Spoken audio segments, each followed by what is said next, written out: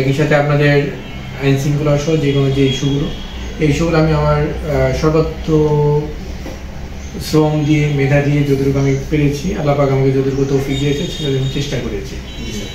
আমি আপনাদের এখানে একটু যদি বলি, গত 1 বছরে 364 দিনে আমি 332টা মামলা করেছি।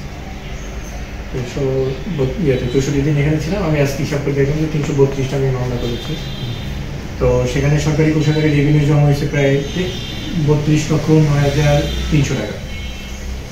একই সাথে 125 জনকে জেল দেওয়া হয়েছে বিভিন্ন মেয়াদে। আমি এটুকু বলতে পারি যে এখানে যারা অবৈধ ব্যবসায়ী ছিল, অবৈধ আপনাদের এখানে যেটা মূল সমস্যা, নদী ভাঙন প্রবণ আমাদের শিবারে যেটা মূল সমস্যা, সেটা অবৈধভাবে বালু উত্তোলন, মাটি উত্তোলন। আমি শুধু বালু মহলে আপনার 22 লক্ষ টাকা ফাইন করেছি গত 1 বছর, এবং জেল দেওয়া হচ্ছে আপনার 12 জনকে জেল দেওয়া হয়েছিল। এবার আপনারা মানে এটুকু অন্তত আমার সাথে একমত হবেন যে আপনাদের যেটা মূল সমস্যা, আমাদের নিহালপুর থেকে শুরু করে দৌলতপুরের বর্ডার জাফরগঞ্জ ক্রস করে এই জায়গাতে প্রায় 40 থেকে 50টা ডেজার থাকতো প্রতি বছর। এই বছর একটা ডেজারও নেই। আমরা এই দুটো অন্তত করতে পেরেছি, সেই ক্ষেত্রে আপনাদের সহযোগিতা ছিল। আপনারা প্রচণ্ড রকম সহযোগিতা করেছেন বলে আমি হলো যত রাতই হোক, কোথাও যদি অভিযোগ আসছে বা আমার যদি কোনো গোপন তথ্য দিতে আমি তথ্য পেয়েছি, আমি সাথে সাথে তখন অভিযান করেছি। গত রাতেও আমি আমার এলাকায় রাত 3:30টার সময় অভিযান করেছি। তা আমি চেষ্টা করে গেছি, আমার দিক থেকে আমি সবাইকে চেষ্টা করে গিয়েছি। তারপর আমার লিমিটেশন ছিল, আমার ভূমি বিষয়ক সেবাকে এটুকু বলতে পারি ইনামদারিতে আমার অফিসে যেটা সবচেয়ে বেশি লোকজন আমার অফিসে আসে।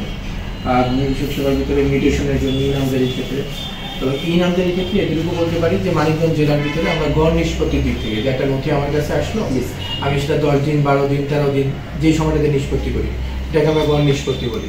তো গড় নিষ্পত্তির দিক থেকে শিবালয়কে আমি অলওয়েজ হলো আমরা মানিকগঞ্জ জেলার ভিতরে প্রথম অবস্থান নিচ্ছিলাম, হয় প্রথম অবস্থান নাহলে দ্বিতীয় অবস্থান। আমি চেষ্টা করছি পাবলিককে যত দ্রুত সেবাটা দেওয়া যায়। একই সাথে মিসকেস থেকে শুরু করে যে রাজস্ব সংক্রান্ত যে মামলাগুলো আছে, ল্যান্ড সংক্রান্ত যে লিটিগেশন আছে, আমি অ্যাড্রেস করার মতো চেষ্টা করছি আমার দিক থেকে। তারপর আমার সীমাবদ্ধতা ছিল, আপনারা সেই সীমাবদ্ধতাগুলো নিজ গুণে ক্ষমা করবেন আর দোয়া করবেন আমার জন্য, আমার পরিবারের জন্য। আমি যাতে সরকার আমাকে যে দায়িত্বগুলো দিয়েছে সেই দায়িত্বগুলো যথাযথভাবে পালন করে যেতে পারি।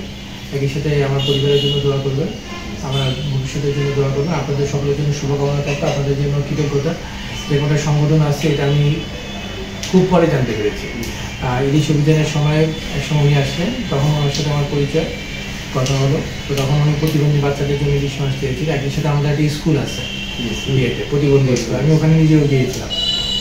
তো আমাদের আরও ইচ্ছা ছিল যে আমরা আসলে এই সমাজের অবহেলিত পিছিয়ে পড়া জনগোষ্ঠীর জন্য কিছু করার জন্য।